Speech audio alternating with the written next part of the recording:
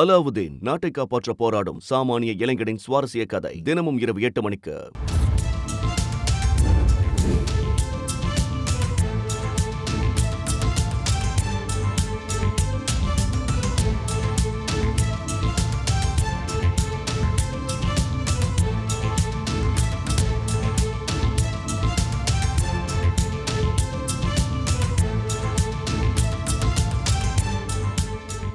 கிருஷ்ணகிரி மாவட்டம் சந்தூர் அரசு பள்ளியில் 13 வயது சிறுமி அந்த பள்ளியில் பணிபுரியும் ஆசிரியர்களால் 3 ஆசிரியர்களால் பாலியல் வன்கொடுமைக்கு ஆளாக்கப்பட்டுள்ள சம்பவம் பெரும் அதிர்வலைகளை ஏற்படுத்தி வருகிறது. இந்த சம்பவம் தொடர்பாக தனது கண்டனத்தை பதிவு செய்திருக்கிறார் அதிமுக பொதுச் செயலாளர் எடப்பாடி பழனிசாமி. இது தொடர்பான முக்கிய செய்தியை பார்த்து வருகிறோம்.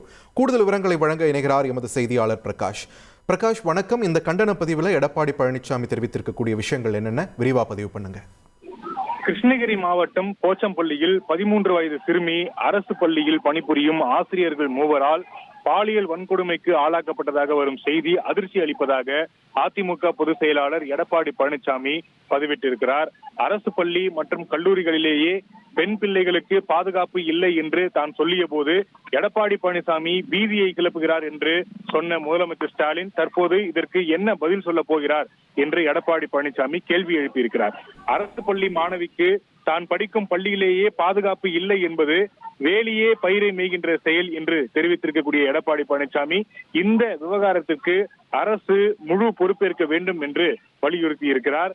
பெண்களுக்கு எங்கும் பாதுகாப்பு இல்லை என்ற நிலைக்கு தமிழ்நாட்டை தள்ளியதற்கு தமிழ்நாடு திமுக அரசு வெட்கி தலைகுனிய வேண்டும் என்று பதிவிட்டிருக்கிறார். இந்த விவகாரத்தில் கைது செய்யப்பட்டிருக்கக்கூடிய 3 மீதும் கடுமையான நடவடிக்கை எடுக்க வேண்டும், உச்சபட்ச தண்டனை பெற்றுத்தர அரசு உறுதி நடவடிக்கை எடுக்க வேண்டும் என்று வலியுறுத்தி இருக்கிறார். விரிவான தகவல்களுக்கு நன்றி பிரகாஷ். அலாவுதீன் நாட்டை காப்பாற்ற போராடும் சாமானிய இளைஞனின் சுவாரஸ்ய கதை தினமும் இரவு 8 மணிக்கு.